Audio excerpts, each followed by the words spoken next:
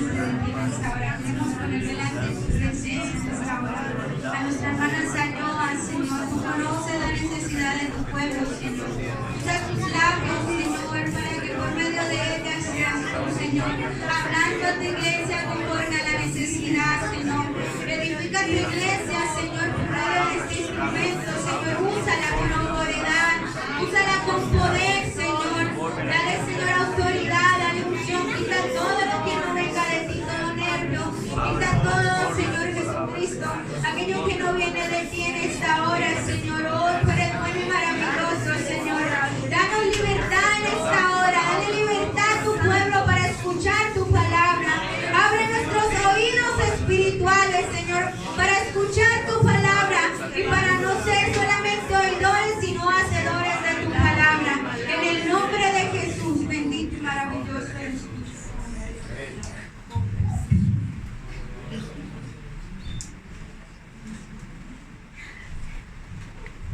Dios les bendiga, hermanos.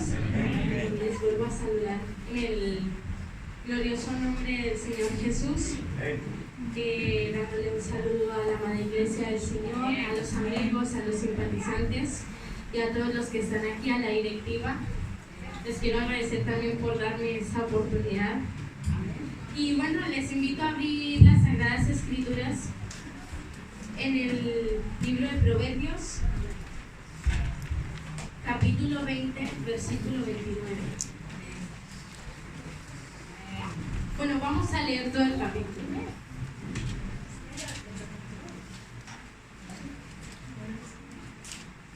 Vamos a leer de la forma acostumbrada, empiezo yo y ustedes siguen. Proverbios capítulo 20, cuando lo hayan encontrado pueden decir amén. Bueno, el vino es escarnecedor, la sidra alborotadora, y cualquiera que por ello cierra no es sabio.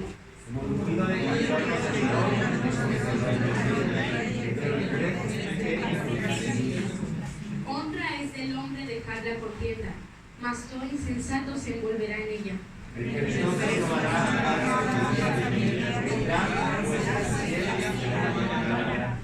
Como aguas profundas es el consejo en el corazón del hombre, mas el hombre entendido lo alcanzará.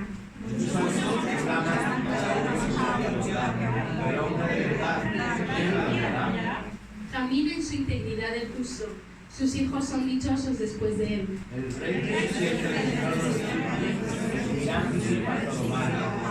¿Quién podrá decir, yo he limpiado mi corazón, limpio estoy de mi pecado?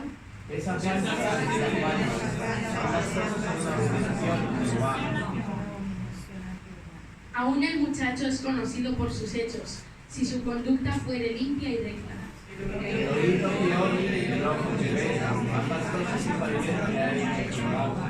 No ames el sueño para que no te empobrezcas. Abre tus ojos y te saciarás de pan.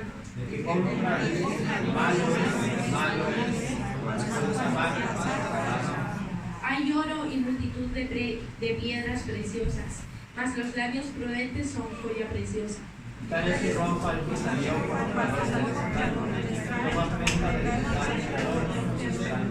Sabroso es al hombre el pan de mentira, pero después su boca será llena de cascajo.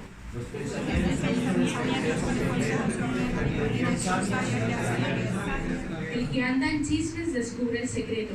No te entremetas pues con el suelto de lengua.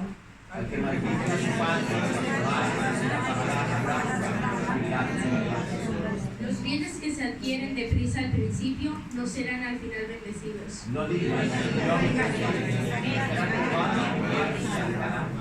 Abominación son a Jehová las pesas falsas, y la balanza falsa no es buena. Jehová son los pasos del hombre, ¿cómo pues enderezará el hombre su camino?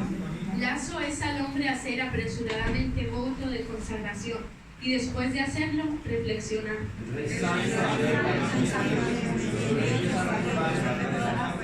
Lámpara de Jehová es el espíritu del hombre, la cual escudriña lo más profundo del corazón.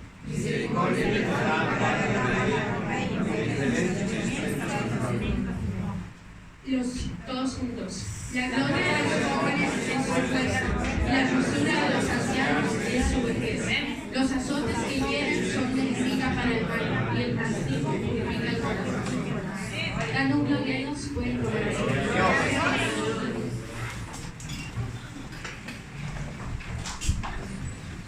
Bueno, creo que todos ya saben el tema de hoy es en el joven está la fuerza. Me han dado este versículo, Proverbios 20:29, que dice: la gloria de los jóvenes es su fuerza y la hermosura de los ancianos es su vejez. Este versículo, si se analiza bien, muestra las cualidades de las edades, ¿no? Para el joven se muestra la fuerza, el vigor, la entereza, la fortaleza. Si miramos un poco más atrás, vemos que antiguamente una cualidad bastante notable entre los jóvenes era la fuerza. Yo creo que tampoco tan antiguamente, yo creo que a todos los hijos el padre le ha dicho: cuando yo era joven, yo a tu edad ya estaba trabajando, yo ya trabajaba, era súper fuerte, eres un vago, eres muy débil comparado con como yo era antes. Y bueno, por lo menos yo no sé cómo será en los demás países. Bueno, en Colombia mis padres por lo menos me han dicho que ni siquiera les daban leche para tomar de bebé, sino que le daban agua panela o café. Y bueno, mi madre estaba empeñada en que ella le habían dado o agua panela o café. O sea que bueno, llamó a mi abuela y le preguntó: abuela, ve, mamá, dile a Sayua que era lo que tú me dabas de tomar. Ni siquiera le daba eso, le daba agua con azúcar. Entonces, teniendo en cuenta que tenían estas condiciones de salud, que les dan agua con azúcar, tampoco creo que la comida fuese más buena, porque la pobreza, bueno, pues es muy grande, ¿no? O era más grande antes. Entonces, viendo eso, y aún así les tocaba trabajar con menos comodidades que las tenemos ahora. Y no había, no sé, taxis, coches, o si los habían, no se los podían permitir. Les tocaba caminar hacia el trabajo, hacia el colegio, o bueno, les tocaba también lavar la ropa a mano, que ahora mismo no se ve. Yo creo que todo el mundo tiene en su casa una lavadora o un lavaplatos, y no tiene que echar el agua sucia o volver a cambiarla. Vamos, que tenemos todo solucionado, ¿no? Hoy en día los jóvenes nos hemos olvidado de ese tipo de fuerza. Hemos adquirido más comodidades, más tecnología. Ahora, bueno, pues con pulsar un botón ya tenemos la luz. Con un dedo ya podemos tener todo a nuestro alcance, ¿no? Eso antes no se veía, y supuestamente, bueno, lo lógico sería que teniendo más comodidades, más cosas a nuestro alcance, nuestra fuerza fuese mayor porque no la usamos. Pero podemos ver que todos los jóvenes tienen alguna debilidad, que hoy en día tenemos las mismas dolencias que puede tener un anciano de 70 años. Dolores de espalda, asma, colesterol, tenemos problemas respiratorios y la vista, tenemos de todo. Y tenemos 16 años, desde los 14 ya empezamos a tener ese tipo de cosas. O sea, imagínense de mayores. Poco a poco nos estamos destruyendo. ¿Dónde está nuestra fuerza? ¿Dónde está esa fuerza que había antiguamente? Amén. Bueno, en este pasaje tampoco hay que olvidar que menciona la cualidad de los ancianos. En ellos, la hermosura de los ancianos es su vejez, ¿no? Con vejez no se refiere a que, bueno, son muy lindos, son muy tiernos porque son viejitos. No. La hermosura de ellos es la edad que tienen porque han vivido más. Al tener más edad tienes más experiencia, has vivido más cosas, has pasado por muchas más cosas. Encima, hoy en día todos los ancianos, bueno, han vivido muchas situaciones muy difíciles, me imagino.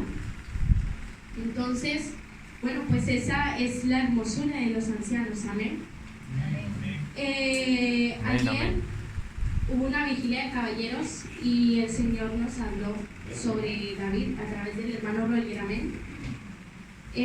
Yo quiero hacer énfasis en unos puntos distintos, pero también voy a usar a David. Y quiero empezar con la historia de la unción de David en 1 Samuel 16. Ahí podemos ver que, bueno, el Señor llama a Samuel y le dice que deje de entristecerse porque Saúl le ha desobedecido, porque pues ya no es merecedor del puesto del rey. Entonces le dice que no se preocupe que él ya tiene a otro listo, que él ya tiene a otro para ungir. Amén. Y le dice que vaya a la casa de Isaí. Isaí tenía unos hijos que, bueno, cuando Samuel fue, los vio robustos, y leemos, no sé si alguien le puede hacer el favor de leer desde el versículo 7 al versículo 12.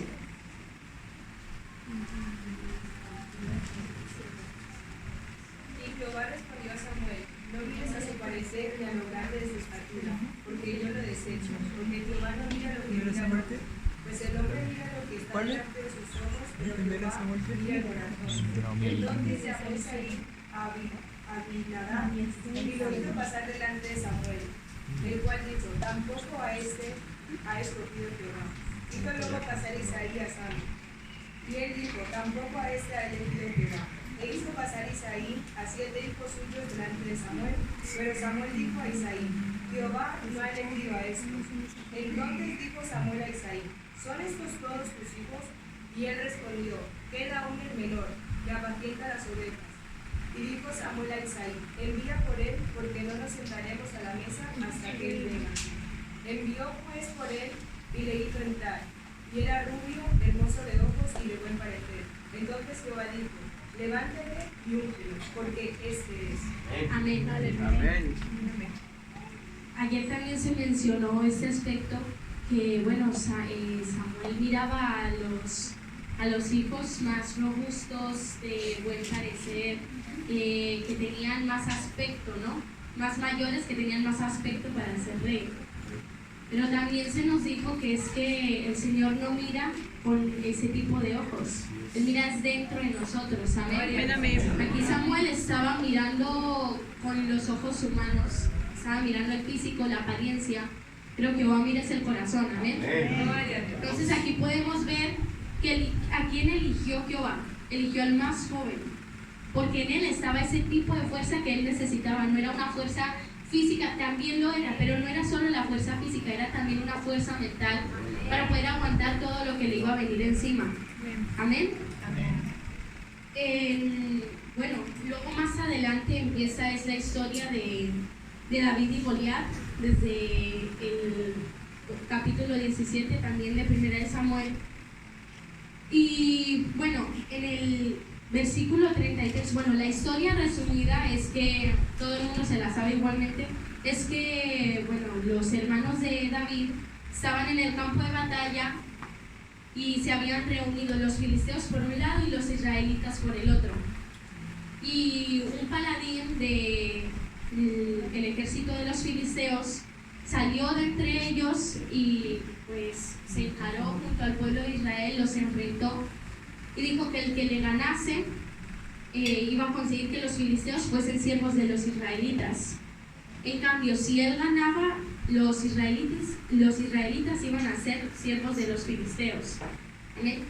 En 1 Samuel 17:33 podemos ver el desprecio que demuestra, no un desprecio como en odio, no, un desprecio que demuestra Saúl hacia David por ser joven, porque no tenía el aspecto que tenía cualquier otro de sus soldados. Amén. No sé si alguien me lo puede leer. 1 Samuel capítulo 17, versículo 33. Dijo Saúl a David: no podrás ir contra aquel filisteo para pelear con él, porque tú eres muchacho y él un hombre de guerra desde su juventud. Digamos, él usa, tú eres un muchacho. En cambio, él es no dijo muchacho de guerra, no dijo hombre de guerra desde su juventud. Pero aquí se vuelve a demostrar que es que el Señor no estaba mirando la edad, ni estaba mirando el aspecto, estaba mirando lo de dentro. A él le daba igual la edad. A él le importaba, era lo de dentro de su corazón. En 1 Samuel 17, desde el 45 al 47, ya se muestra la victoria de David. Cuando dice que cómo se atreve él a enfrentarse al pueblo de Dios, porque es que Israel no era cualquier pueblo, era el pueblo de Dios, no era el pueblo de los filisteos, no era otro pueblo de por ahí cercano, era el pueblo de Dios, era un pueblo especial. Amén. Si David, siendo un joven que no tenía comodidades, por así llamarlo, era capaz de tener la destreza de cuidar su rebaño, él decía que él luchaba contra los osos, contra los leones, contra todo aquel que se atreviese a tocar su rebaño. Él luchaba con ellos y aún así, bueno, tenía que protegerlos, pero fue obediente. Su padre le pidió el favor de que fuese a llevarle comida y ropa a sus hermanos, y él, aún teniendo un rebaño que cuidar, obedeció a su padre, ¿no? Entonces dejó su rebaño a cargo de otra persona y él se fue.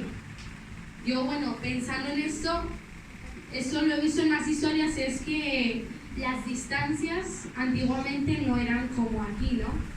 Aquí no era como decir, me tengo que ir a Bando a llevarle la comida y la ropa a mis hermanos, o tengo que ir hasta Santander a llevarle la comida y la ropa a mis hermanos. No, allí nosotros tenemos métodos de transporte que facilitan nuestra rapidez y nuestra comodidad, pero él tenía que ir con algo que le llevase la carga, tenía que ir hasta, pongámosle, hasta Madrid, pero andando, no como nosotros, que ya tenemos buses o coche. Entonces, ese era otro tipo de fuerza. Amén.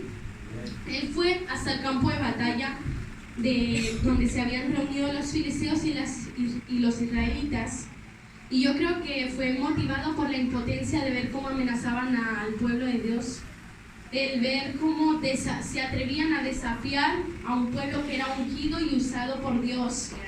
Él dijo, pero es que ¿cómo es posible que no haya nadie que se enfrente a él? ¿Cómo es posible que no sean capaces o no sepan el poder que tienen en sus manos? Porque era un poder que el Señor les había otorgado y ellos lo menospreciaron o no sabían que lo tenían. En el versículo 26 dice, ¿qué harán al hombre que venciere a este filisteo y quitare el oprobio de Israel? Porque ¿quién es este filisteo incircunciso para que provoque a los escuadrones del Dios viviente? ¿Quién es este filisteo incircunciso para que se atreva a desafiar al pueblo de Dios? Si aquí lo dice, yo quiero que se pongan en la situación, ¿no? En la cima de un monte están todos los ejércitos de los filisteos, un pueblo cualquiera. Luego en la cima de otro monte, porque estaban en las cimas de diferentes montes, estaba Israel, el pueblo de Dios. Un pueblo que, sabiendo que tienen a Dios de su lado, debería de haber estado confiados de la batalla, de la victoria. Un pueblo que había sido capaz de dividir el mar en dos, que les había librado de la esclavitud, que les había librado de la mano del faraón, que había hecho multitudes de milagros, había sanado enfermos, había enviado maná del cielo, cosas que eran imposibles de verse. Había hecho brotar agua de una roca y aún así seguían dudando del poder que tenía, del Dios que estaba de su lado. Entonces ellos vieron al filisteo y se dejaron sorprender. Eso es normal, una sorpresa, porque fuera de que era uno de otro, un enemigo, pues tenía aspecto de gigante, porque no era un gigante, tenía aspecto de gigante. Era alto, pone que tenía la altura de 6 codos y 2 palmos. Y pues yo creo que cualquiera se sorprende al ver a alguien así. El problema está cuando viene el temor. No hay que temer de ese tipo de cosas, porque al único al que hay que temer es a Dios. Amén. No cualquier problema o dificultad que se viene encima. Amén. Luego vemos a ese muchacho, un joven pastor que en ese momento pues era indiferente. Era como usted, como yo, como cualquiera, un muchacho, uno de la calle, no se distinguía, pero en realidad no era un muchacho normal. Anteriormente a él ya le habían ungido. En el momento en el que le ungen pone, y desde aquel día en adelante el Espíritu de Jehová vino sobre David. Es que él ya no era un muchacho cualquiera. Es que él tenía el poder de Dios. Él sabía quién estaba de su lado. Él no tenía por cualquier cosa que se le pusiese enfrente. Él fue capaz de ir donde Saúl y decirle, voy a luchar contra ese gigante. Y aunque no fueron capaces de quitarle esa idea de la cabeza y le proveyeron de una armadura, de todo lo necesario para combatir, pero es que al no ser capaz de andar con ello, él decidió salir así. No le dio miedo. Yo creo que él ni lo dudó. Él se vio ahí que no podía andar y dijo, pues no, yo no me voy a poner esto y me voy. Él fue, cogió su onda, las 5 piedras del arroyo, y con una simple piedra derrotó a ese gigante. Ese gigante al que todos habían temido. Habían pasado 40 días desde que el gigante, desde que Goliat había hecho su anuncio de enfrentarse contra Israel. 40 días y nadie se había atrevido a dar el paso. O de decir, no sé, reunámonos un grupo y vamos a vencerle. No, nadie se había atrevido, nadie se había acordado de ese Dios que estaba a su lado. Y un muchacho, simplemente, él ni siquiera lo sabía. Yo creo que pasaron esos 40 días y las noticias no habían llegado hasta donde él vivía. Él lo supo fue nada más llegar allí que empezó a preguntarle a la gente qué es lo que pasa, porque están todos así atemorizados, qué es lo que pasa. Y le contaron lo que había pasado, ¿no? El problema que tenía, la situación en la que se encontraban.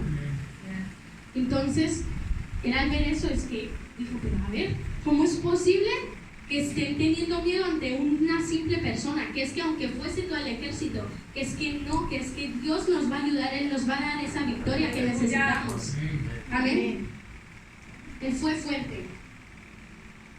Aquí se ve que la fuerza no la da lo material, no lo da las medicaciones que nos tenemos que tomar ahora los jóvenes, las medicaciones para el dolor de cabeza, para el dolor de tripa. No, eso no es lo que da la fuerza. La fuerza la da es Dios. Amén. Porque Él tendría que haber estado cansado, estresado, tenía que tener una carga inmensa, tenía que estar cansado de haber estado cuidando al rebaño. Él trabajaba día y noche, le atendía al padre, se ve que era un hijo obediente, porque él no se lo pensó en ir hasta donde estaban sus hermanos a hacerle caso al padre. No se lo pensó y fue, porque es que esa fuerza ya se la había dado Dios. Me pregunto, ¿por qué nosotros, que el Señor ya nos ha escogido, ya nos ha dado esa fuerza, por qué seguimos siendo tan débiles? Porque no es una fuerza física tampoco, sino también espiritual. Vienen tentaciones y nos dejamos caer, dejamos que nos destruyan. O intentamos pararnos, pero es que somos tan débiles, tenemos tan poca fuerza que es que nos aplasta el problema. Y cuando creemos que ya estamos bien con Dios, que ya está bien, ya no hay problema, yo sé que soy fuerte, yo sé que puedo, ahí es cuando más débiles somos, porque el enemigo ve al que está más bien con Dios para ir a por él, a destruirlo. A los otros ya los tiene controlados, así que necesita es ir al que tiene más complicado para hacerse con él. Entonces, si usted está pasando muchas dificultades, no se olvide de que Dios está con usted, de que usted tiene la fuerza de Dios. Puede ser en el instituto, en el trabajo, en la calle. En el instituto ahora mismo todos los jóvenes ya hemos empezado a estudiar, bueno, la mayoría de los jóvenes. Ese sitio yo creo que es el más peligroso, porque nosotros somos jóvenes, todavía no sabemos bien lo que queremos, o parece que sabemos lo que queremos, pero en realidad tenemos dudas en nuestros corazones. Somos los más débiles en este momento, cuando deberíamos de ser los más fuertes, porque es que la fuerza del joven es su belleza, amén. Es que la cualidad importante del joven es su fuerza. ¿Por qué? ¿Por qué tenemos que dejarnos caer, llevar por esas tentaciones? ¿Por qué tenemos que dejarnos caer ante esa mínima dificultad? Si Dios está de nuestra parte, si somos ungidos con su Santo Espíritu. Amén. Y bueno, el lema general de este semestre, como ahí dice, es entrega total. Yo no sé si usted quiere ser fuerte en el Señor, si usted se ha entregado por completo al Señor, si ha decidido que su diario vivir va a ser única y exclusivamente en el Señor, que todos sus sueños, todas sus decisiones, todos sus anhelos estén en Él. Porque podemos soñar en ser arquitectos, podemos soñar en ser psicólogos, doctores. Hay muchos trabajos o muchas profesiones distintas, pero si el Señor no tiene esa voluntad, nosotros no somos quienes para ir en contra de Él.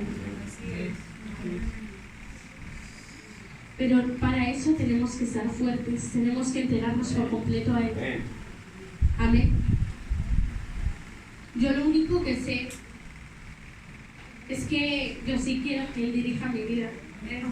Él tome el control de mis pasos. Que todo lo que hagamos pues sea única y exclusivamente para Él. Amén. Pero no solo quiero verlo en mí, quiero verlo también en todos los jóvenes de aquí de la iglesia. Quiero verlo en todos los simpatizantes, en todos los apartados. Mis hermanos están apartados.